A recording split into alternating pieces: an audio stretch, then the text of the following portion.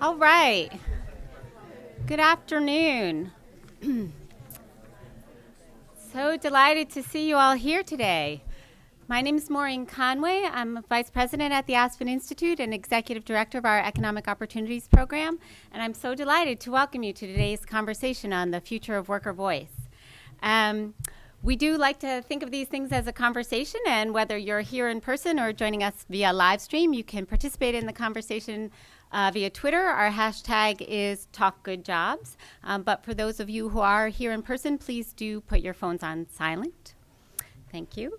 And that goes for the panel too, if you brought your phones up.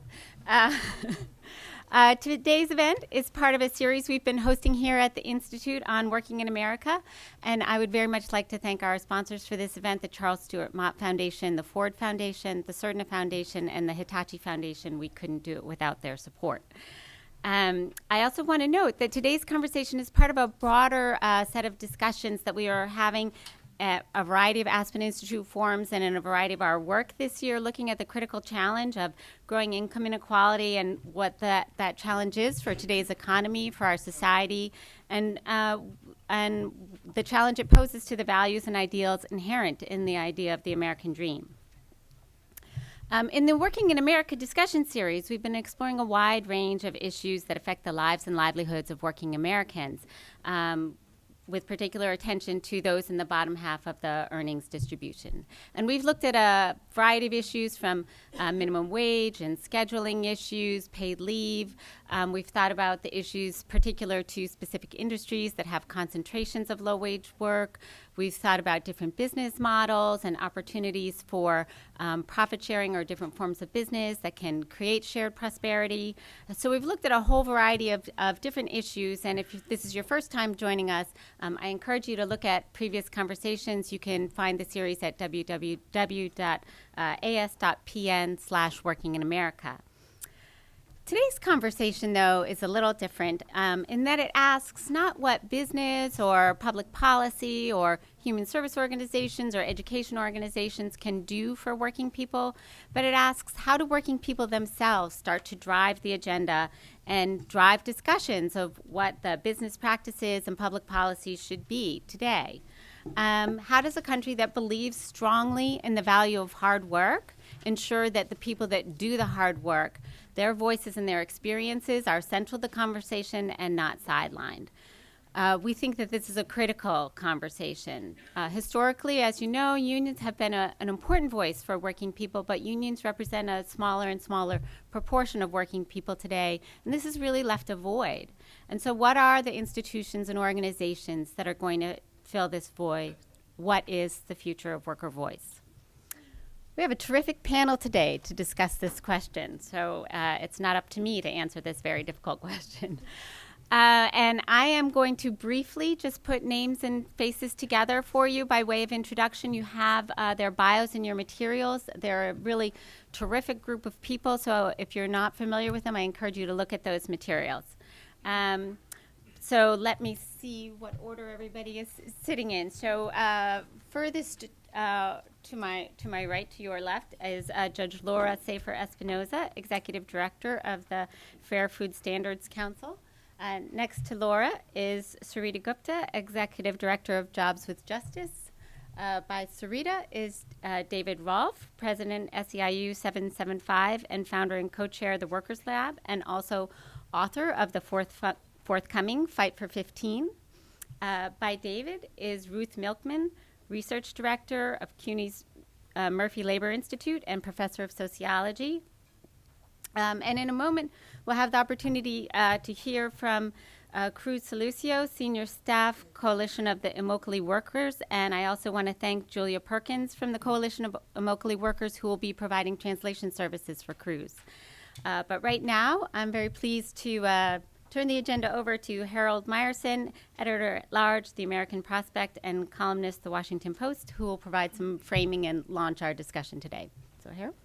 Well, thank you, Maureen, and thank you to the Aspen Institute for having all of these forums, or fora, and for having this one in particular. I think it's important that these issues get discussed as broadly as possible. I want to begin by referring to an article that my Washington Post colleague Lydia DePillis, who is a brilliant young labor reporter, had in the Post a few days ago, last weekend, about the drive to unionize the writers and editors at Gawker, the gossip media website based in New York. And looking at the demographic there, Lydia wrote that it's possible that just as many dated fashions come back into vogue, unions have taken on a retro cool among millennials. Now, it would be, I'm sure to everyone on the panel, comforting to think that maybe like vinyl or Formica or fedoras, unions were going to come back into fashion. But in fact, as Lydia noted, that's not really the crucial differential between Gawker and the rest of the United States. What makes it different is that Nick Denton, the owner and CEO of Gawker, had said in an interview that he was, quote, intensely relaxed at the idea of a unionized workforce. This makes Nick Denton somewhere at the 0.0001% of owners and CEOs of companies facing unionization in the United States. In fact, as I think some people here may recall, in earlier battles to change labor law so that workers could join a union without risking their jobs, there were efforts made to recruit CEOs to testify on behalf of changing the law so that a union, for instance, could be ratified as it is in Canada simply by getting a majority of workers to sign union affiliation cards. And the extreme difficulty that was found in trying to locate some CEOs, Nick Denton was not yet on the scene when such legislation came up. The problems of American workers are many and varied. They include the pressures of globalization and of technology.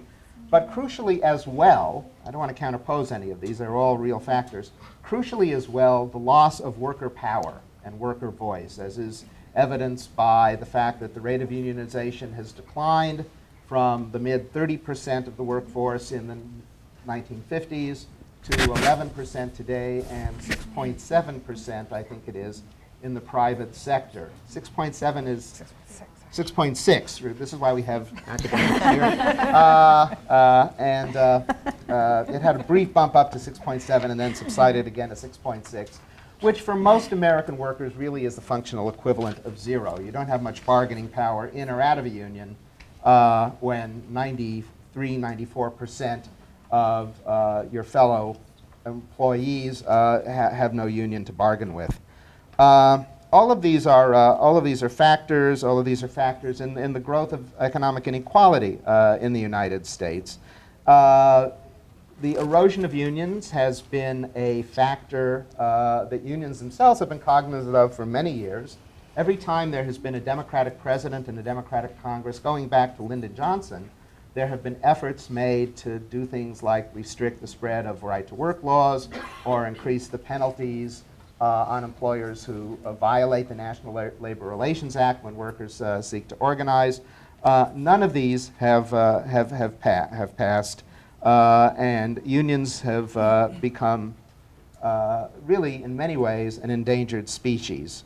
And so we live in an era of Plan Bs, or Plans B, for people who want to give workers more power, more voice, and are looking for channels to do this which would not have been considered some years ago when there was still more optimistic prospects for unions as we know them. These Plans B range from perhaps America's preeminent labor economist, Richard Freeman of Harvard, talking about how there should be an automatic sharing of profits and capital with workers, to the leading intellectual light back in the day of the Democratic Leadership Council, William Galston, who now says there needs to be a link between wages and productivity increases. There used to be a pretty used to correspond pretty evenly in the 3 decades after World War II when unions had power. That link was severed, though, in the 1970s, and now productivity rises are not matched by wage increases.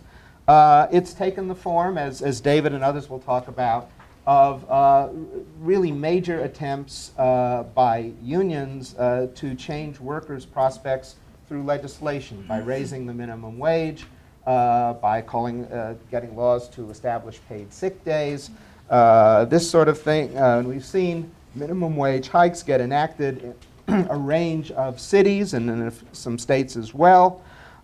In some ways, one might almost think that unions sort of casting around for a new model resemble more the old rival to the AFL in the 19th century, the Knights of Labor, which anyone could join, which was a major source of pressure for the 8-hour day in the late 19th century, and which, however, collapsed because it didn't have very many workplace contracts and hardly any dues-paying members.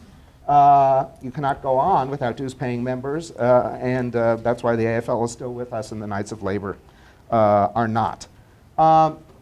So we're going to hear from these panelists on a range of these alternative perspectives on how to bolster worker power at a time when unions, as Tom Gagan has written, are flat on their back. It's important, long before any of us started talking about the phrase alt-labor, these alternative worker organizations that have sprung up in recent years, it's important to keep in mind that there's a whole classification, a whole groups of workers who were not covered by the original National Labor Relations Act and had no right to form unions.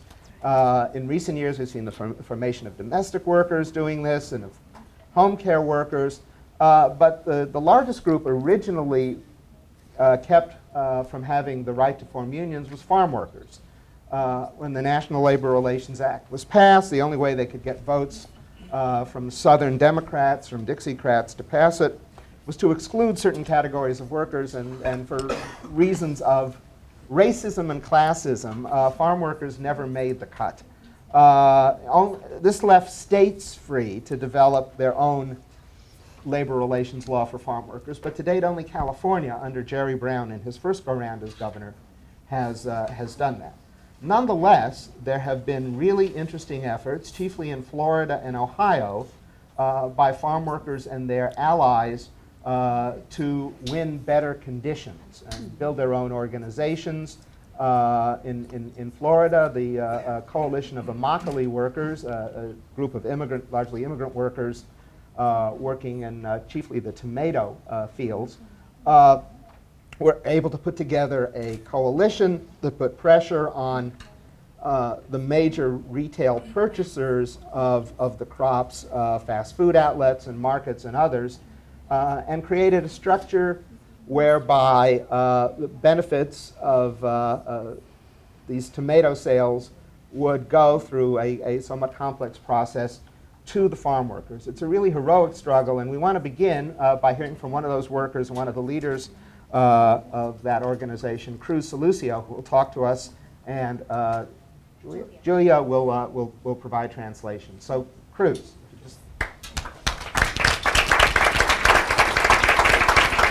Gracias. Thank you. Bueno, gracias a los que han organizado esta actividad para estar aquí con ustedes. First of all, thank you very much to those who have organized this great event. It's a pleasure to be here with you all. Bueno, nosotros como trabajadores, la mayoría de nosotros trabajamos en lo que es la industria agrícola, la industria de tomate, en especial en Immokalee. For us in Immokalee, most of us work as farm workers in the agricultural industry and tomatoes. Por muchos años el trabajador en el tomate era más que nada, para los rancheros era visto como máquinas trabajando en la industria agrícola. And for many years, us workers were seen by our bosses just as machines. Porque nosotros trabajábamos, si nosotros teníamos un problema, no podíamos hablar con nadie, simplemente el despido del trabajador es lo que pasaba. If we had a problem at work, we didn't have anyone to talk to, and if we brought up any problems, the only solution was that we would be fired. Enfrentábamos, por ejemplo, malas condiciones en el trabajo, enfrentábamos acoso sexual a las mujeres, por ejemplo, también lo que es los bajos salarios y hasta esclavitud moderna florecía en la industria agrícola. And there were many bad conditions, abusive conditions. Sexual harassment was rampant for female workers, low wages, below the poverty level, and in the most extreme cases, actual modern-day slavery, which flourished in Florida. Otros no podíamos hablar porque cuando tú hablabas, por ejemplo, si trabajadores que trabajaban una semana, 2 semanas, hasta un mes en el trabajo no recibía su pago. Si el trabajador tenía que hablar, el siguiente día ya no era llevado a trabajar o simplemente te dicen pues ya no hay trabajo para ti. And if you tried to speak up against something like wage theft, if you'd been working a week or 2 or even a month and hadn't gotten paid and decided to bring this up to your boss, well, the next day you wouldn't have a job at all. Las mujeres, por ejemplo, tenían que aguantar acoso sexual porque ellas sabían que tenían que poner la comida en la mesa de sus hijos, tenían que aguantar acoso sexual porque si ellas hablaban tampoco no había una respuesta, el siguiente día pues era despedido del trabajo.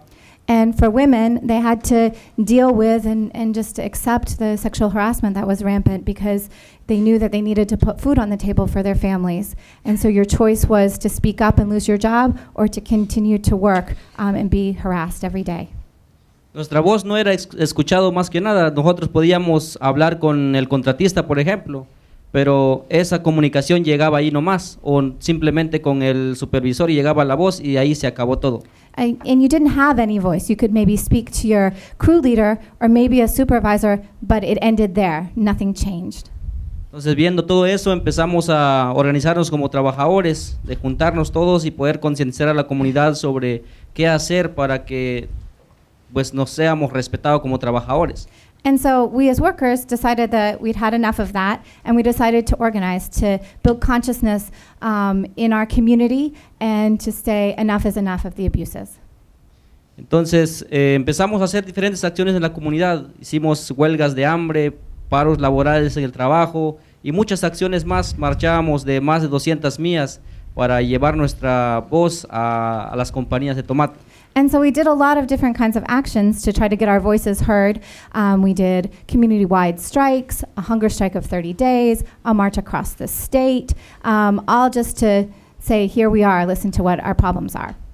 Y uno de los dichos de las compañías, en lugar de responder para mejorar las condiciones de los trabajadores, era simplemente decir de que los tractores no van a decir al ranchero cómo manejar su rancho, por ejemplo.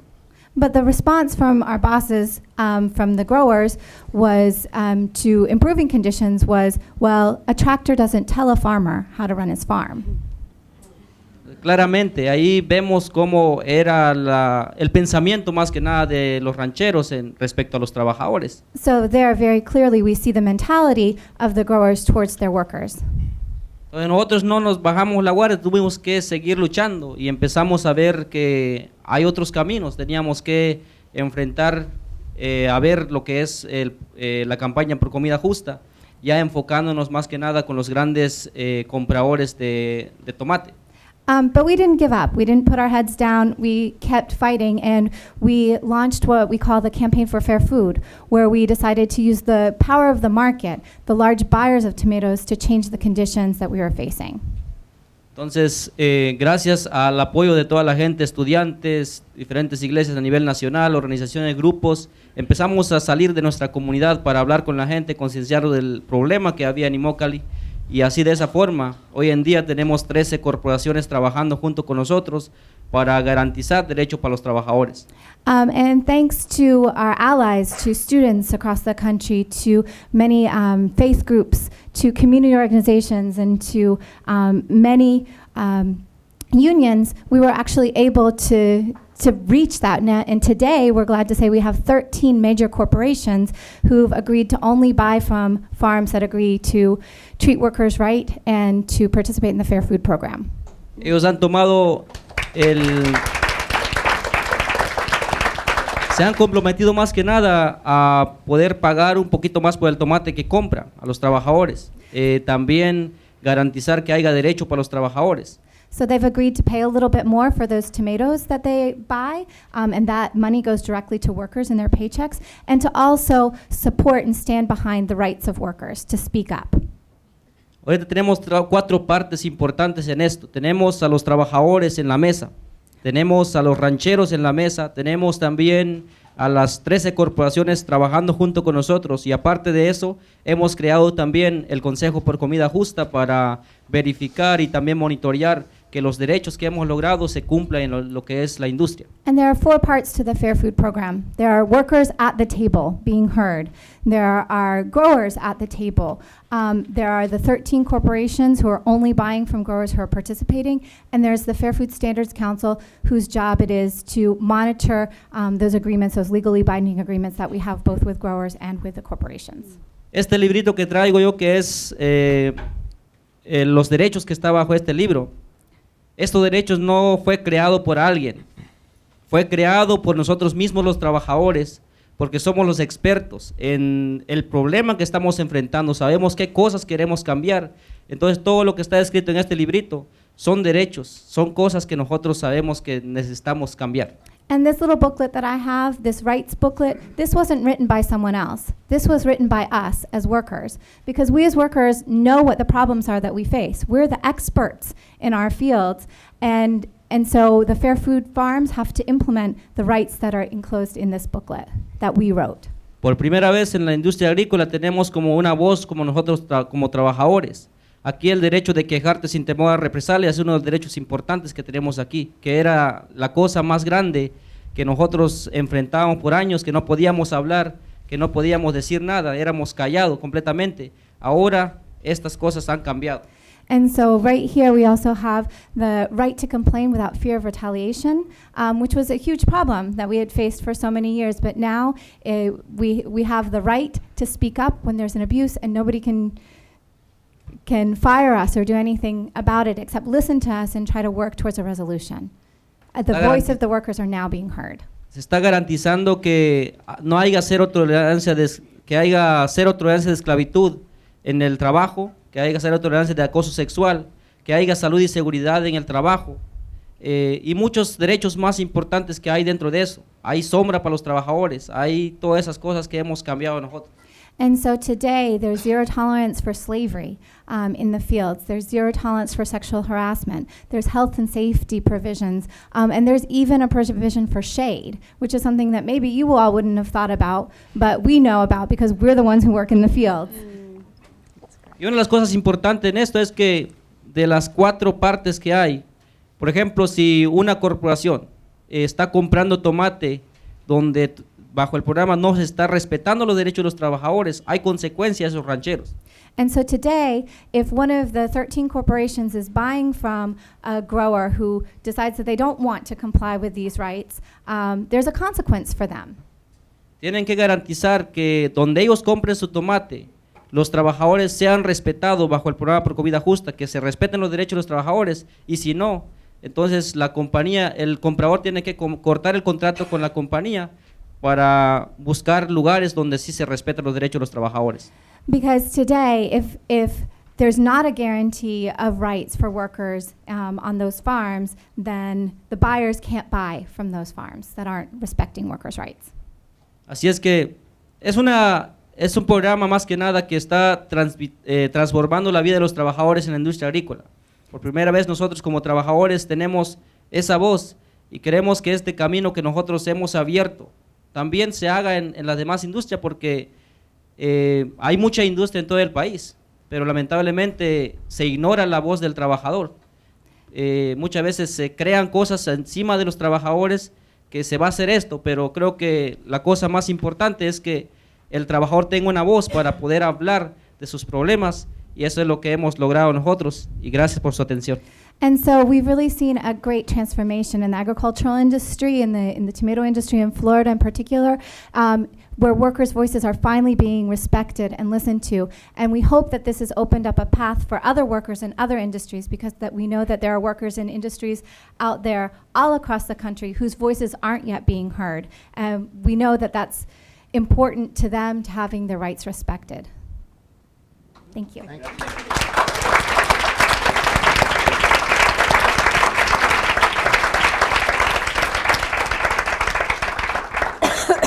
Thank you, Cruz. Thank you, Julia. That's a great story, and I wish there were, and hope there will be, a lot more of such stories. I recently did a story about car wash workers in Southern California who also prioritize, like the farm workers, the issue of shade, and many of whom used to work entirely for tips, no wage at all.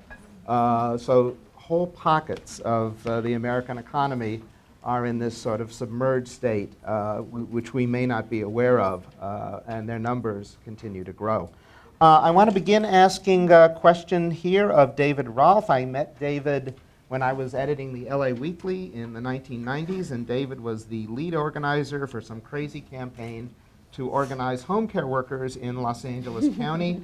The crazy campaign resulted in the largest single act of unionization, I think, since Ford unionized in 1941, unionizing 74,000 home care workers. David then went on to the Pacific Northwest and more than doubled the membership of his union, SEIU, in Washington State. So in some ways, David has organized into unions probably more workers than anyone else in the past 15 years, and yet, the reason he is here, David thinks this is something of a dead end, and that alternatives need to be created because he doesn't really think that's a sustainable path, much as he would like it to be.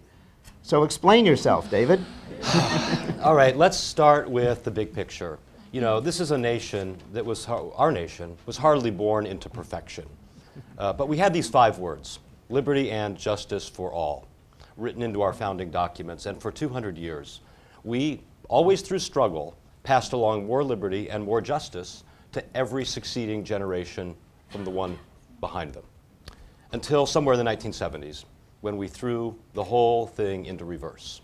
And you can blame, I don't know, the Lewis Powell memo, the doctrine of shareholder value maximization, Ronald Reagan, or pick your favorite bugbear in this whole drama. But what we began to do in the 1970s was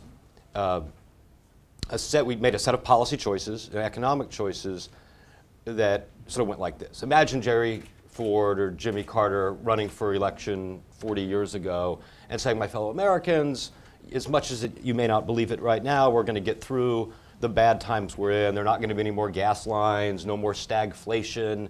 We're actually going to see the end of the Cold War. The Berlin Wall is going to come down, and there's going to be no more foreign military threats to U.S. soil. And that would have been pretty hard to believe. But then if he had gone on to say, and in our nation, we're going to create more wealth in the next 30 years than has ever been created in all of human history. We're going to distribute 95% of it to the top 1% of income earners, 5% of it to the top 10%, none to the bottom 90%. We're going to ask the bottom 50% to take a wage cut. We're going to get rid of private sector retirement security, transfer healthcare costs onto consumers, quadruple the cost of higher education, shred the funding for urban and rural public schools, export manufacturing, import third world wages, privatize, detax, deregulate, get rid of all the unions, and the net economic impact of women doubling their workforce participation between 1977 and 2012 will be $0 in take-home pay for the bottom 90% of income-earning households. No one would have voted for that person. But all of those things, in fact, the good and the bad in that hypothetical speech, did in fact occur. And the story of the long, slow, and sad decline of America's, the unions that we have now, the sort of the Wagner Act industrial union model, and the specific collective bargaining laws that animated it beginning in 1935, is now, I'll put it this way, I have a friend who's an airline pilot, and he tells me that there is some physics calculation where if a plane is in an unplanned descent, there is a certain point where there's not enough fuel, where no aircraft could even carry enough fuel. For the force of gravity and the velocity and the trajectory have all conspired that plane is somehow going to crash. And there's not enough fuel that you could ever right the trajectory of the aircraft again. And so at that point you begin to plan for how to minimize loss of life. The trajectory the legacy model American labor movement is on has now passed sort of its own strategic inflection point where rescue is no longer an option, and we have to begin to plan for what's next. We could all learn to be agnostic about the death of that particular model if there was a single rich democracy in the world that had ever built and sustained a middle class without a strong labor movement, but that is a set of 0. So to our generation of leaders, whether we like it or not, we can be sentimental about it or not, but the real task is not to look backwards as we stare forward through this valley of death, but to think about what's on the other side, and to take it as our charge to invent and gift the next labor movement for the next generation of American workers. Okay, and we'll get back to you later to having laid out that cheery diagnosis. We'll get back to you later and think what you're thinking of. Ruth, how much of Ruth Milkman, another old friend from Los Angeles, where she ran the UCLA Labor Center and now is at the City University of New York, doing much the same. And you've written a great deal about labor, not only nationally, but in those two cities, and sort of the new working class, the new proletariat that we see in cities. How much, have unions actually been able to do with those workers? What new forms of organization have begun to arise among what we might call the new American proletariat? 42% of all American workers, the National Employment Law Project recently calculated, make less than $15 an hour. That's a lot of workers. How are we beginning to address that, and how have we failed to address that so far? Well, let me start by building on what David said in terms of the failure part. And I just want to first debunk a couple of widespread misconceptions that are out there. One of those is that this is all about a story of globalization. Globalization obviously has taken place in the period David was talking about, but actually unions that are completely insulated from global competition have also declined. So think of construction unions, for example, which have declined just as much as those in manufacturing or in industries like hotels. So, that doesn't really explain very much, the globalization thing. Same with technology, which as many people see as a kind of bugaboo. Yes, there's been a lot of technological change, but even in industries that don't have much of that, we've seen traditional unionism fall apart. It's a story of power. And the power of employers has become much, much greater than that of that endangered species that Harold referred to earlier. Labor law, designed in the New Deal era to level the playing field between workers and management, has become a tool wielded almost exclusively by management. And that's really what's happened, along with deregulation and other legal changes that have taken place since. So even strikes, which rarely occur today, when they do, are often management-initiated events, where management will make an offer to a legacy union that they know the union can't accept to force them into strike. And if they won't go on strike, they'll lock them out, as we saw in the Southern California supermarket strike some years back that some of you may remember, involving 75,000 workers. Their union still exists, but by the end of that struggle, the entry wage was a nickel above the minimum wage at the time. That was a union-busting strike. And then on top of that, employers have turned to new business strategies to shift more and more of the burden of risk to workers themselves rather than to bearing it as they had in the past as employers. So all of those things have led many of us to think that the old model of collective bargaining is really broken in a way that requires radically new approaches. And we've seen the rise of what some people call alt labor. Also, sometimes people refer to the new groups that have emerged as worker centers. You may have heard these words. The coalition that you heard about in Florida is one of them. One thing that no one's mentioned quite yet that I think is really critical to that story is that many of these groups focus on immigrant workers. And to the surprise of many observers, including myself, I mean, this is a surprise from a long time ago, in the 1980s we began to see that immigrant workers, actually far from being unorganizable, as many people assumed, because especially if they were undocumented, they might be very fearful of taking the risks involved in organizing, which are substantial. Actually, immigrants have turned out to be the most organizable of the new low-wage workforce, for reasons maybe we can talk about later. And so many of the alt-labor groups, in fact, represent foreign-born workers who have really stepped up to organize in innovative ways. So that's really one of the few bright spots on the horizon in terms of, or well, not on the horizon, but on the landscape in terms of labor organizing. But these new forms of organizing do have their limitations. The groups that lead them tend to be quite small, have very limited resources, and that makes it difficult to do anything on a large scale, which is, of course, what's needed to address the problem. So often they end up being advocates more than organizers, and they have been extremely successful in shining a bright light on abuses in the low-wage labor force. That's their biggest single achievement. But in terms of building lasting organizations of the kind that traditional labor unions represent, that's been much, much more difficult. Let me just say one more thing. I know I'm going on too long. What we're beginning to see now, which I think is the most hopeful thing that's happening, is partnerships more and more between traditional unions, which even in their decimated state, still do have deep pockets in many cases. And they're beginning to use those to promote the alt-labor strategic repertoire. Probably the single best example is led by David's union, that is the fast food campaign, the Fight for 15 that you've all heard about, I'm sure, that had those actions on April 15th, just last week. That campaign, although led by a traditional union, the SEIU, takes a page from the alt-labor playbook in terms of the tactics and strategies that it's using. And it's been, because it has lots of resources and has started in New York but then became a national campaign, it's been extremely successful along those lines. I mean, we'll see where it leads, whether it really leads to unionization, which is one of the demands. I don't know. But it's certainly raised public awareness and gotten a lot of people into the streets over these issues and changed the conversation. So I think it's a really great achievement. I'll stop there. I could go on forever, but I know I can't.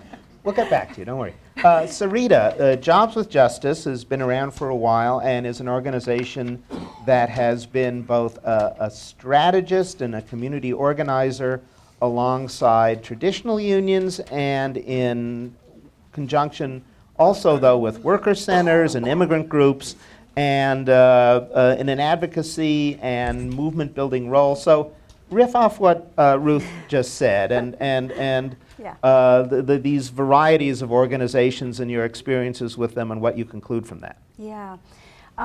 I really appreciate a lot of what Ruth said, and just picking up on the partnership piece. I mean, a lot of the role that Jobs of Justice has been playing has in some ways we've sort of been connective tissue, if you will, like helping to connect some of the really core issues and strategies that we see happening in traditional unions with alt-labor, as the term that's being used, or worker centers, which is more of what I talk about. And fundamentally, like just taking a step back in the big picture here, these partnerships matter because the truth is today we have to actually expand the way we think about collective bargaining. I mean, no longer can we think about collective bargaining as something that a group of workers do with their direct employer over wages and traditional benefit structures. It's just, it doesn't match the reality of most workers today who are working part-time, temporary, or they're subcontracted workers, right? Like close to, and this is debated, but like close to a third of our workforce is working contingent. So those traditional models on which unions have been built and collective bargaining agreements have been built no longer hold true for a majority, a growing majority of workers. So fundamentally, what we need to be doing is really redefining who we bargain with and what we're bargaining over. And part of what's exciting about the partnerships that we see emerging is exactly that. So if you look at Walmart, the campaign to support retail workers at Walmart, it's not just a campaign about retail workers at Walmart, you see, because a number of us have been redefining and pushing the boundaries and saying, well, who really is a Walmart worker? It's retail workers, but it's also the warehouse workers who put the products on the shelves. It's also the garment workers in Asia who provide the, supply the garments. It's also the seafood workers in the Gulf Coast who are providing products. So how do we actually name who the real boss is in the Walmart, in the scenario of Walmart? And this gets to bargaining, like who are we bargaining with? Often what we find is workers are stuck in this shell game, right? Of who is the real boss and what can they bargain over? So we're just seeing lots of interesting models, whether it's Walmart, fast food that was talked about, even in the care sector, and certainly policy innovations that are being developed out of that to really address a wide range of issues like scheduling. Some of these issues that have emerged through these campaigns of fast food workers and Walmart workers, bringing unions and worker centers together to push through things like the Retail Workers' Bill of Rights in San Francisco to raise standards and to actually name and address the issue of enough hours of work in addition to how we raise wages. So I think as we get into discussion, I'm happy to share more examples, but there's Great. a lot of them.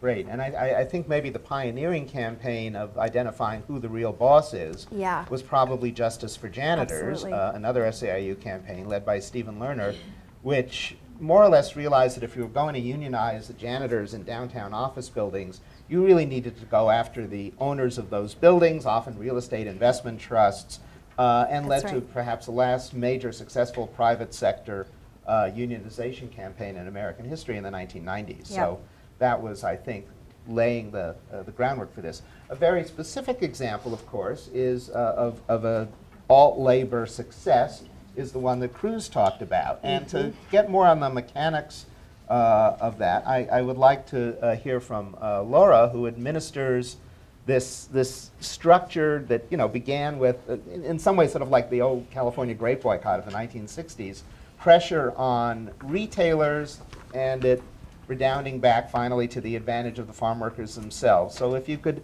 talk a little bit about that and what you do and what this organization does, that would be a really helpful concrete example. Sure. Well, I think perhaps the most important thing that I can say about the Fair Food Program is that it is worker social responsibility in action.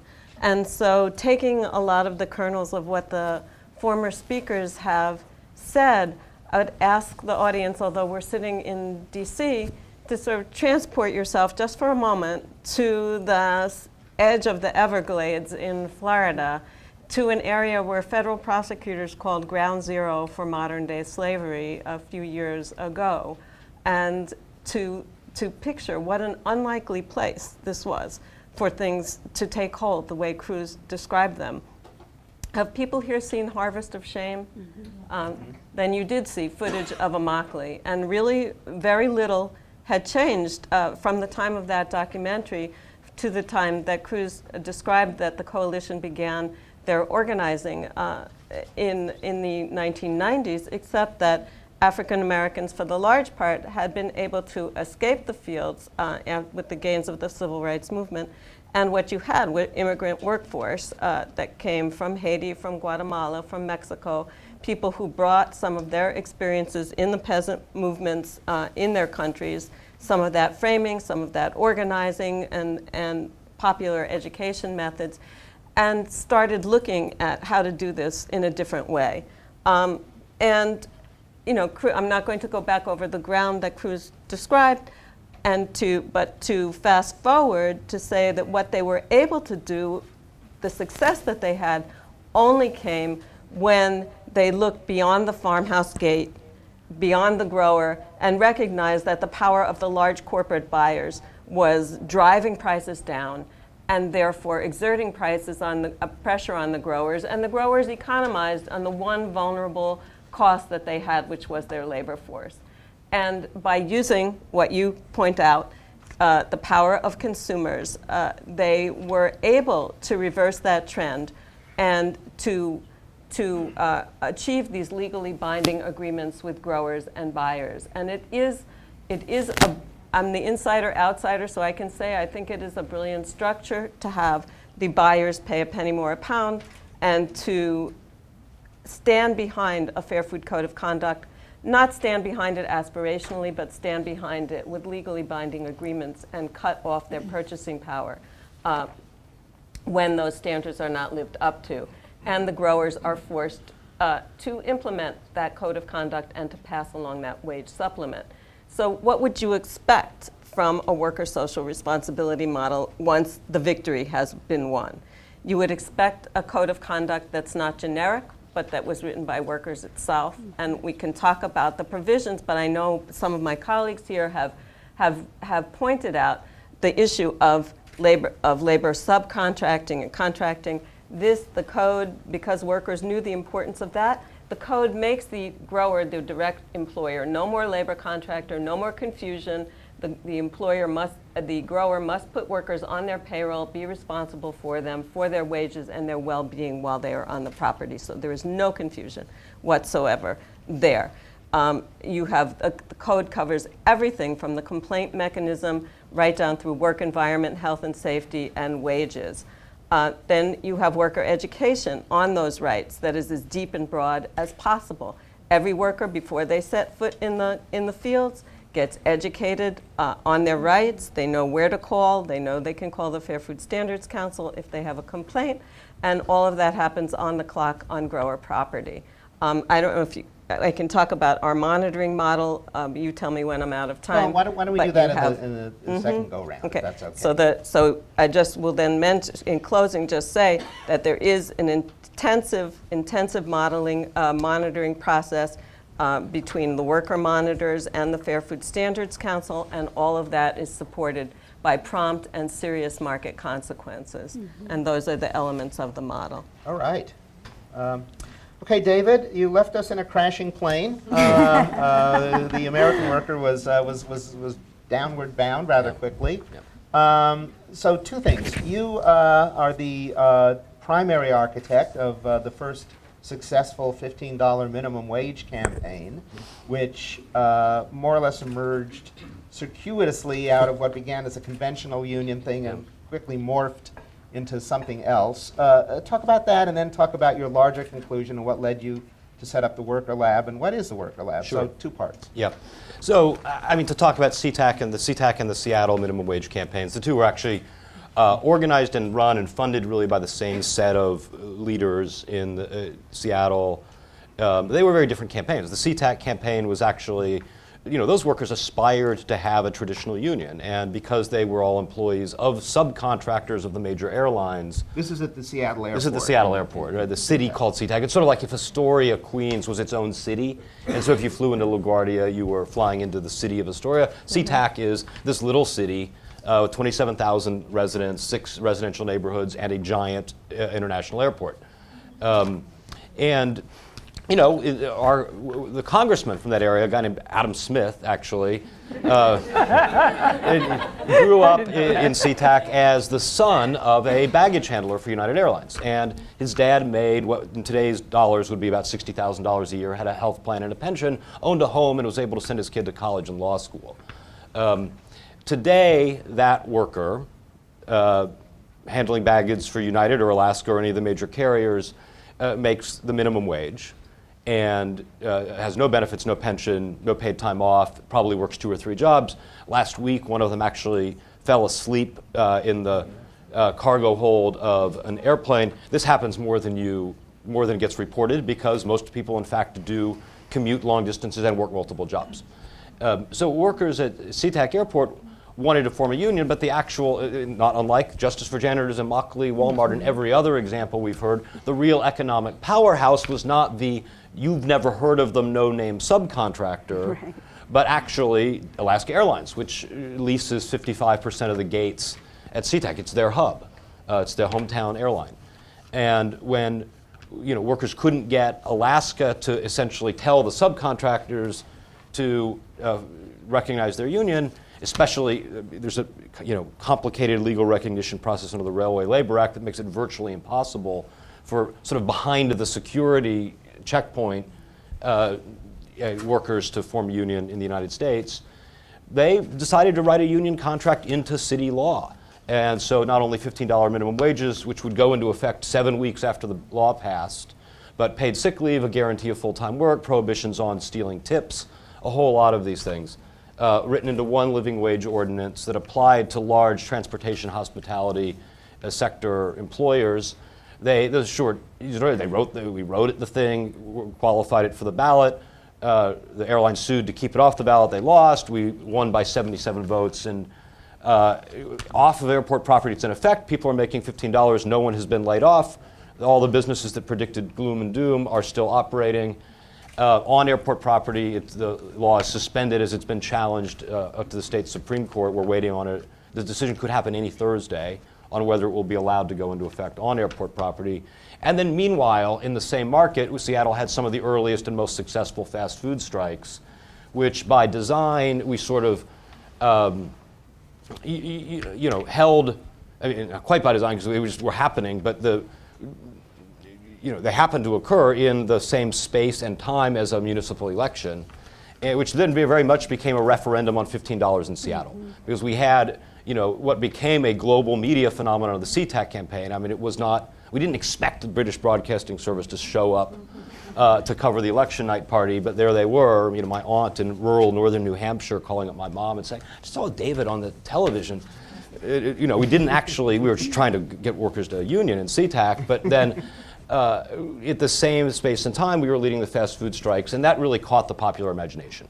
Seattle is a prosperous city, is an expensive city, and the reality is that most minimum wage workers are not teenagers. Mostly they are, 77% are adults, 22% are moms, 25% are over the age of 40, and public opinion moved incredibly quickly in Seattle to support the concept of $15 minimum wage. The two mayoral candidates ended up in a bidding war with each other, 15, 17, 18, 19. And after the election, Ed Murray, our new mayor, put together a task force basically to bargain the contours and policy parameters of how to get to 15. I chaired the labor side. The guy who owns the Sheraton Hotel, the Space Needle, and a bunch of other hospitality and tourism properties chaired the business side. And we literally collectively bargained, lowercase c, lowercase b, the $15 wage policy with the heads of the Chamber of Commerce, the Restaurant Association, and the Hotel Association on one side of the table, the heads of the large union and community organizations on the other. So that's sort of the Seattle story. Yeah, let's hold the workers great. workers lab until the next question. Sure. So Ruth, a lot of what we're discussing here is what the labor economist David Weil, who now works at the Department of Labor in charge of wages and hours, calls the fissured workplace, fissured, split, divided in many ways so that there are multiple layers between the worker and the real employer, as various panelists have made clear. And that obviously poses real challenges for workers, as does the inefficacy of the National Labor Relations Act. And so we do have these new institutions, these worker centers, which do a version of what's been described here. Worker advocacy, but that probably isn't going to end in a conventional union contract, but something like what Laura described or what David has described through legislative means, through consumer pressure. What's your assessment of this? How far can it go? And what are the limits on these alt labor campaigns? Right. Well, by themselves, they have certain inherent limitations. One is they don't have a source of revenue.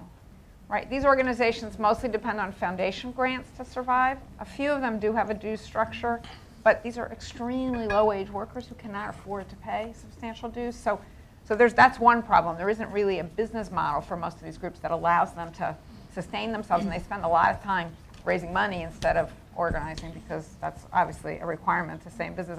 Just a side point, many of these groups are headed by young women. I see a lot of young women in the audience here. It's not an accident. In contrast, look at the staffers of most major unions. And women of color. I just want to add, and a lot of women of color in particular. A lot of women of color in particular. Yeah. So, they don't get paid a whole lot. This is a labor of love. So anyway, that's one problem, is the business model. Another is scale, which we've already talked about a little bit. It's with limited resources. Yeah. Let me just put it this way. When these groups began to appear in large numbers in the 1990s, the traditional labor unions looked at them with great skepticism. It was like, who are these kids? They don't have any money. They don't know anything. What are they doing here? What is this? They just thought it was a joke. Really, that was the view. And similarly, the worker center leaders, now called alt labor, kind of looked at the unions themselves as dinosaurs. Like, they're not doing anything about the fissured workplace, about low-wage workers who can't really do traditional collective bargaining, even if somehow you could overcome the employer resistance. They're irrelevant. We're where the action is. Well, over the years, there's come to be a sort of process of mutual appreciation of the strengths and weaknesses of each model, and kind of beginnings of, a courtship. I was going to say a marriage, but it's not really a marriage. It's more like a courtship of exploring partnerships of various kinds. The fast food one we've already mentioned. There are others. The Taxi Workers Association, which started in New York and is now a national entity. Taxi workers in New York, taxi drivers, are independent contractors, meaning 1099 employees. so to speak. They're not considered employees, therefore have no rights under the Labor Relations Act, such as it is. So they can't organize in conventional unions. But that group has been extremely successful. It's also headed by a woman of color, actually, South Asian. Yeah, who's an amazing woman, even though all the drivers pretty much are men. Not quite all, but the vast majority. They've actually had a couple of strikes. They've been extremely successful. Well, they've been given a charter by the AFL-CIO, so that's another example of this kind of partnership. But what kind of things have their strikes won? They have won some things. They've Right. won, so that what they were able to do is insert themselves, since it's a highly regulated industry, into the negotiations between the Taxi and Limousine Commission in New York City and the fleet owners. And whenever the TLC can raise the taxi cab fares, and what they were able to do is to say, okay, some percentage of that increase in fare is going to go directly to the workers, and most recently, some percentage of it has gone to set up a healthcare fund for the taxi workers, and this was before Obamacare, so now it's maybe less essential. But so they've been really quite successful in driving a new model forward. Anyway, that's another example, and I don't know. I think that is the most hopeful thing that's happening, and the fast food is another example of these partnerships between the two, and it's a marriage or a courtship or whatever of resources on the one side and imagination on the other. I hate to say it, but that's really what it's like. So. There are exceptions, but in general, the unions don't have a lot of new ideas. This is where the new ideas are coming from. And so in the absence of resources, insofar as the two come together, I don't know, you sort of feel like be fruitful and multiply is the solution to the challenges ahead of us. So a courtship between old guys and young women. Huh? Where have you seen this movie before? We're not going to go there. Let's not go there. Sarita, you guys have been particularly active with some of these groups, domestic workers in particular. Just a brief talk about a little bit about sort of both what you've done and what you derive from this as to the potential and limitations. And I know you've been active with them in some legislative battles and other battles. So talk about that for a couple minutes. Yeah, I mean, domestic workers are a great example. I mean, we've been focused on the care sector and working with the National Domestic Workers Alliance across the country, winning at the state level these domestic worker Bill of Rights.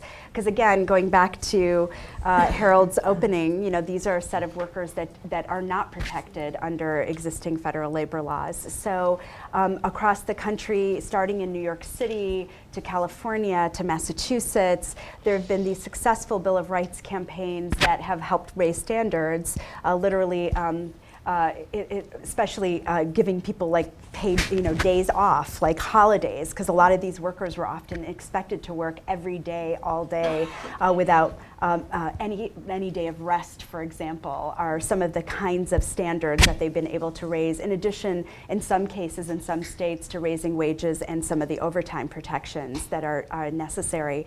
But more importantly, when we think about transformative strategies, because I think that's fundamentally what we're getting at, is that there's a set of issues that are playing out and engaging and really impacting so many people in our country. If you look at care and the issue of care itself, with the incredible demographic shifts in our country, we're a rapidly aging nation. Every 8 seconds, someone turns 65. The implications that people are living much longer lives, the implications of that are that more and more people are going to need some form of direct care support at some point in their life. And so, yet we don't have a home care workforce, and many of whom are domestic workers, to actually meet that need. So we've crafted with Domestic Workers Alliance a campaign called Caring Across Generations, which really takes a step back and says, how do we bring workers and consumers of care together to really think and imagine how we transform the long-term care system in our country? And embedded within that is a real policy vision around the creation of new care jobs, how do we raise the standards, the quality of those jobs. That includes everything from training, some of which, David has created an immense model of training in the home care sector. How do we expand that? How do we create career ladders? To how do we really take on the issue of immigrant workers? Like how do we create a pathway to citizenship for an existing home care workforce and really address affordability and accessibility of care? That is one of many kinds of examples where we're able to bring these partnerships and have them be transformed and put bargaining, the issue of collective bargaining, and embed it within the larger social issues of our time, which is really what I think we need to keep pursuing. And Laura, you deal with the nuts and bolts of this every day. Yes, we do. So talk a little bit more about that and how it works with the Florida tomato workers. Sure, and don't let me stop without addressing sustainability. Too. Sure, very important. So, the elements that we were talking about earlier, which were just what you would expect to see in worker social responsibility, a program that workers actually designed for themselves, would also encompass the kind of monitoring that the Fair Food Standards Council is entrusted to do. And what we basically were set up to do, we're the only organization that we know of its kind, certainly in U.S. agriculture and possibly in the world from our research, is to be completely dedicated to monitoring and enforcing this particular program. So we do that in a number of ways. We work together with the Worker Education Committee very closely to monitor conditions on Fair Food Program farms, both through audits that are conducted, and I know when you say audits, everybody's eyes glaze over, but these are audits that are done by the same investigators, go out to Fair Food Program farms, and they also handle a 24/7 complaint line. Wow. So between that continuous feed of education, between that and what we receive from the Education Committee, our investigators picking up a call from a worker who says, I don't know what farm I'm on, I don't know exactly the name of the company, but I'm at such and such a cross street, and the contractor's name, nickname is such and such, is about as opposite as you can get from a cold call center, which is the gold standard for a lot of corporate social responsibility programs. Our monitors go out and interview more than half the workforce at any given location, something that you would also expect from a program generated by workers who want you to actually uncover the abuses. They generate reports for the growers and corrective action plans. And behind both our dispute resolution in the complaints, because I should say there are no, this is not something where a worker gets a summons, and says you are called to testify in such and such a week, such and such a month when they have moved on with the migrant stream. Our resolution process happens within days, normally no more than weeks, and so to be effective, sustainability. Yeah, how do you fund this? How do you keep going? So the business plan for plan for the Fair Food Program is that in every new agreement from participating buyers that are now coming voluntarily, by the way, with no campaign whatsoever, to the program as our employers of conscience, people who want to see transparency in their supply chain, they will be paying for monitors as for this monitoring work as time goes on. Up to now, there has been a substantial emphasis on foundation, as you had pointed out, but that is the model going forward, and that is the future, and we will be in 5 states this summer and a new crop by the fall. So it is beyond the $650 million tomato industry with its tens of thousands of workers. It is definitely growing and moving towards sustainability. Terrific. Last question from me and quick answer from David. David, in response to all this, your local and your international has agreed to fund something you've set up called the Workers Lab. What is it? How does it address all of It's an accelerator. So here's our analysis. It's that the old model is fading away. It's not, you cannot resurrect it. We can't, it's, restoring the 1935 era Wagner regime is a now lost cause. But without replacing it, we doom future generations of American workers to lifetimes of poverty and economic insecurity, just as our competitor nations are figuring out how to build and sustain middle classes for the first time. So because unlike John L. Lewis in 1935, or for that matter, Steve Jobs, Louis Gershner, or Andy Grove, we don't have a well-developed plan B to which to transfer all of our assets and resources. So the purpose of the Workers Lab is really to do rapid cycle prototyping and do seed stage capital investment in new enterprises, for-profit and not-for-profit, that attempt to replicate the three essential elements of the 20th century labor movement's DNA. The power to change workers' lives economically, the scale to touch millions of people, and a sustainability model, revenue model, that allows the enterprises to survive even during bad economies or even during periods of political disfavor. We can be sentimental about the silkscreen jackets with the funny logos, about union conventions and bylaw and the revenue model to pay for it. That's what the Workers Lab is going to attempt to run experiments to replicate in the 21st century economy. Okay, now we're going to turn to you all. There will be some people with microphones going around to take questions. Given the limited time, what I'd like to do is take a number of questions and then hear from the panelists. You can direct questions to a particular panelist, to all the panelists, to Cruz, but questions are in order. Yes, let's go back right there. Yes. Thank And you. please state who you are. Sure, my name is Agatha Tan. I'm from Polaris.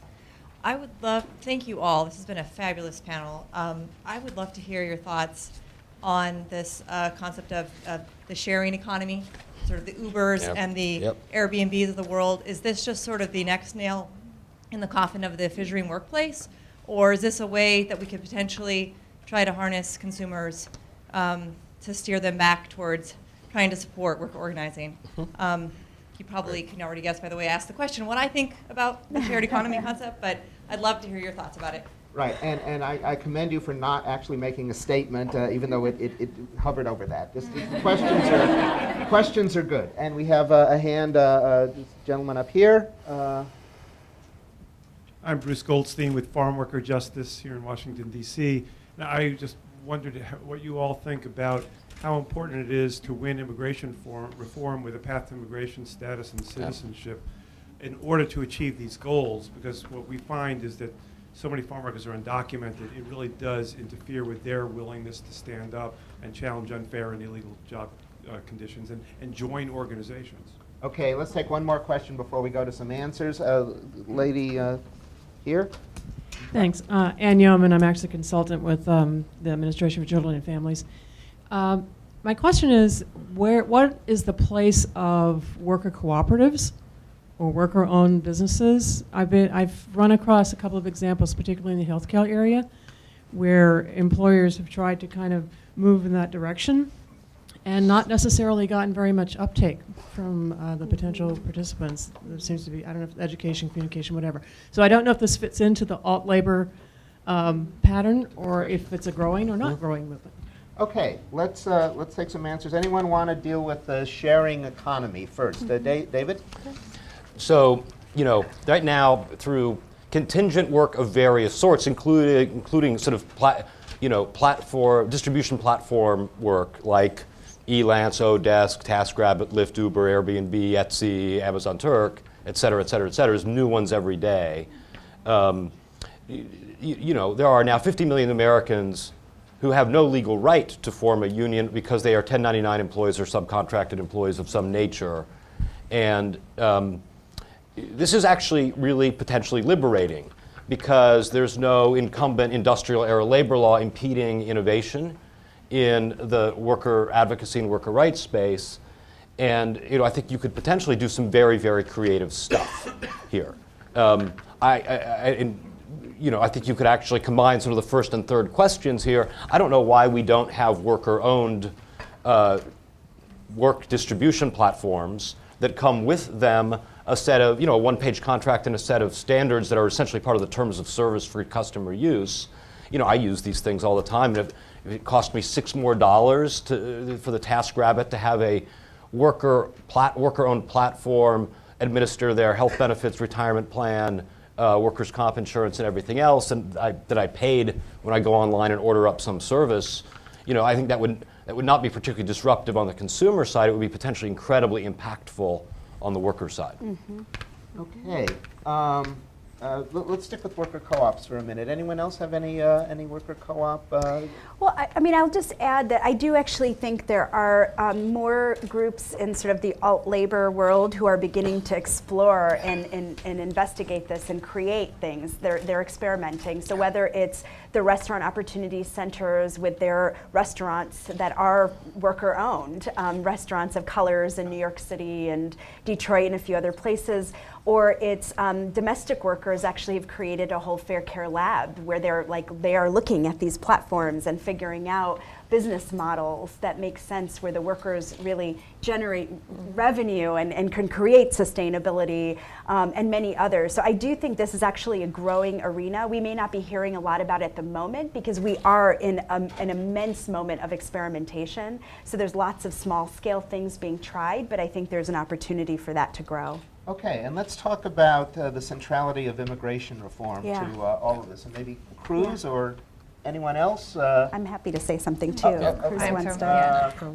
Yes or no? Either way. Well, Sarita, you want to start? You can sure, start. Okay. sure. I'm happy to start. I mean, I think immigration reform is critical. It's essential. We're very clear about that in all this work.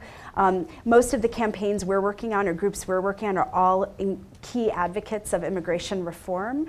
I think we're disappointed that we haven't been able to cross the finish line, if you will, but it's an essential component of lots of campaigns that we see developing.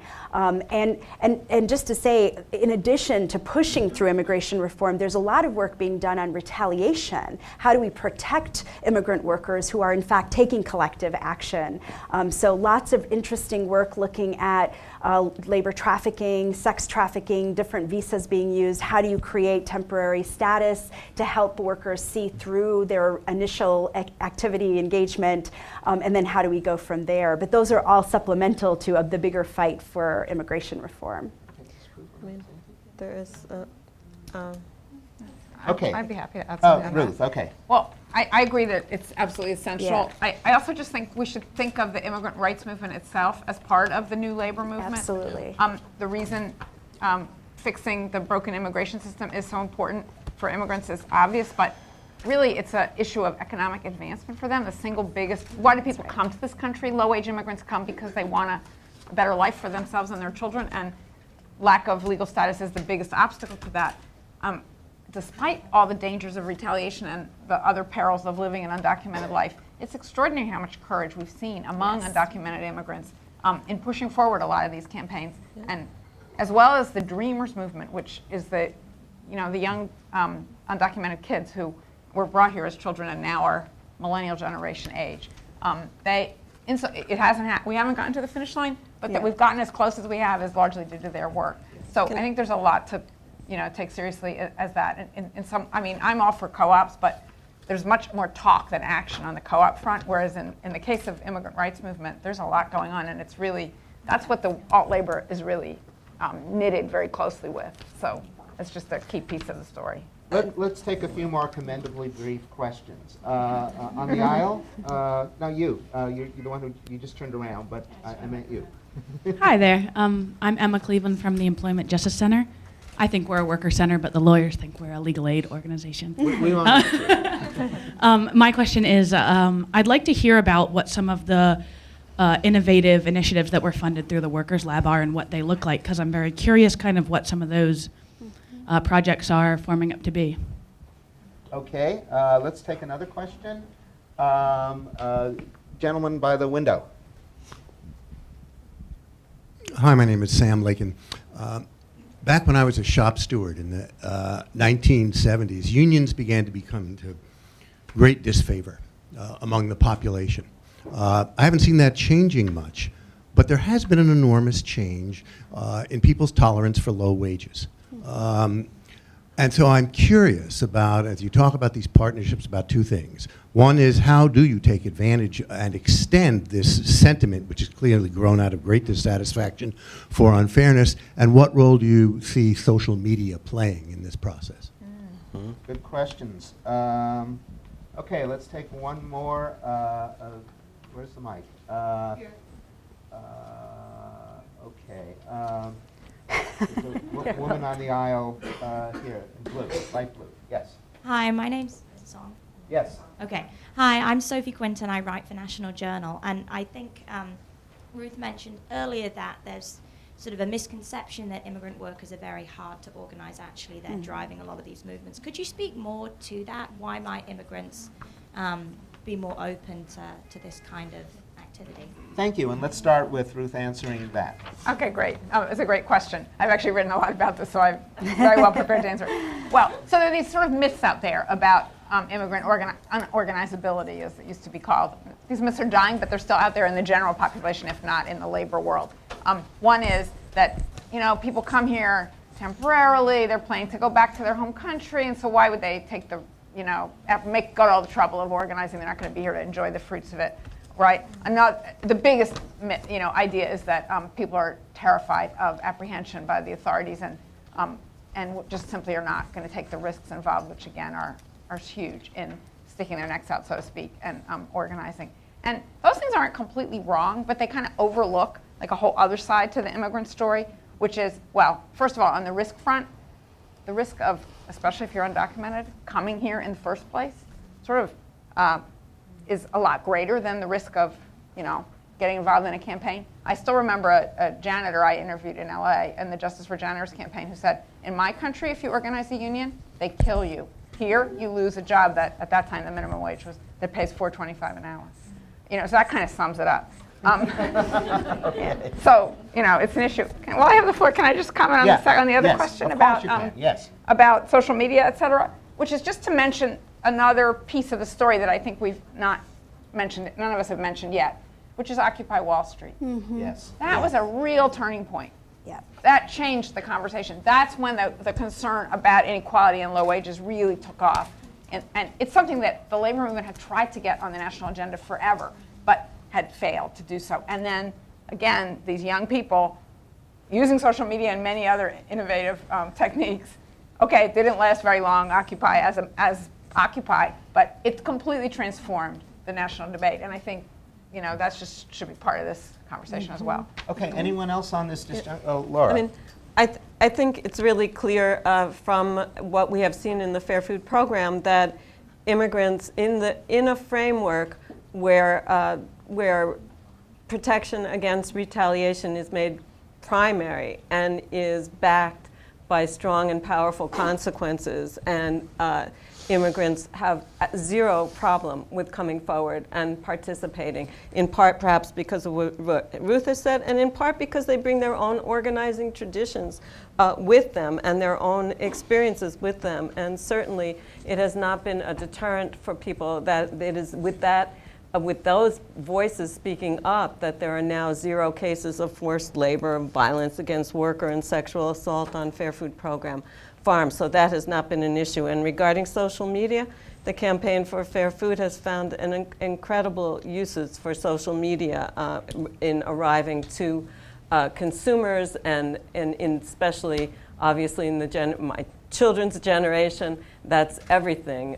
They are certainly responding to that tremendously, and the news gets out immediately. And beyond that, we get immediate feeds from the field now. If pesticide clouds, workers being beaten on non-Fair Food Program farms, everybody has a cell phone. Everybody texts.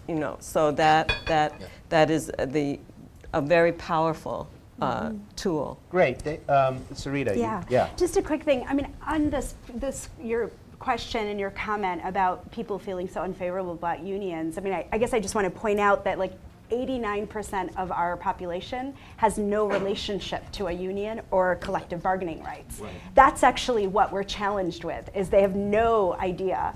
And so part of the work, and you're right, there's a growing intolerance of low wages, which is totally and absolutely fueled by social media, because now different people's struggles are getting connected online. Hey, that's what we're experiencing. That's what we're experiencing. That's an opportunity, and I think that's why, frankly, the Fight for 15, the work that worker centers are doing, the raising wages work of the AFL-CIO, this is all about us capturing that energy and frustration and channeling it at this moment environment. And the key task at hand for us is how we help people understand why collective bargaining is actually, small c, small b, is an essential part of how we address inequality in our country. Okay, David, you were asked about what the Workers Lab has actually, which projects you've actually funded. And Yep. So, and I may touch on a couple of these other things here, but so the first 4 portfolio investments, the Workers Lab, are the Better Builders program at the Workers Defense Project in Austin, which is very much like a Coalition for Immokalee Workers style thing, where they are sort of aspiring to be the LEED style certification for ethical workplace standards in construction contracting, and they're trying to scale beyond. They've had some success in Austin. They're trying to scale statewide. It's a very promising model that sort of combines worker-determined standards, enforcement, and a revenue model. Coworker.org is an online campaign platform that succeeded in getting Starbucks to reverse its policies on visible tattoos and piercings, and on workplace, and on clopening, if people know that, with on chaotic scheduling, and got 10% of Starbucks employees worldwide to sign on to petitions to the company there. Work America is a for-profit. We're making an equity investment in a for-profit workforce development and job placement firm that's trying to essentially navigate people through community college with a predetermined job at a pre-agreed-on wage. And Restaurant Opportunity Center is spinning off a for-profit video game workforce training app that will be a revenue generator for their worker organizing. All of them, I could tell you more. I probably shouldn't, either time-wise or non-disclosure-wise. But those are the first 4 portfolio investments. I'll just say a couple things about these other things. I think the social media stuff is incredibly important. In the fast food campaigns nationally, workers are meeting each other online before they're meeting each other in person. And as long as we're stuck playing by the industrial economy rules of 1935 and trying to do workplace by workplace, shop by shop organizing, you'll never get to scale in a disaggregated 21st century workforce. Using social media, social media's done 2 things. If you remember Occupy, what actually accelerated it was the Tumblr blog, I am the 99%. Right, because it broke down people's isolation and sense of powerlessness, and this belief promulgated by a generation of propaganda that if you're poor, it's your fault, and that this is somehow you were in the minority and you should just be a better person. And instead we realized the majority of people the vast majority of people are struggling economically. Half of the jobs 2/3 of the jobs being created are low-wage jobs. 42% of all jobs are low-wage jobs. And social media played a huge role in letting people name that problem and talk about it with dignity and not with shame. And then finally on, this question of union brand versus intolerance of unions, tolerance for low wages, we're not going to bring back those old clunky machines of the industrial economy. We're just not. And, we would be lying if we said unions didn't do much of what earned them a bad brand image in the 1970s. The second, I learned from a panel that Ruth and I were on the other day in New York, that the second oldest profession in the country is union staff. The first oldest is funeral director. But here's what we do know. And we know that none of us chose to be born when we were born. None of us chose to be called into public life and leadership precisely when the American dream was at its greatest level of risk in our history. What will absolutely be our fault is if we don't do something about it. Right. And the gift we have to the next generation is to allow the movements that we lead, the organizations that we lead, to be a kind of nurse log protecting the seedlings of the next movement and providing sustenance and support as they grow. So, what I hope when I think about what we did in CTAC in Seattle, when I think about the Workers Lab, is that the Workers Lab will be to the next labor movement what the CIO was to the last one, and that the struggles against income inequality in CTAC in Seattle will be viewed 40 years from now the way we today view Selma and Montgomery in the struggles for civil rights. Amen, and thank you all. Thank you.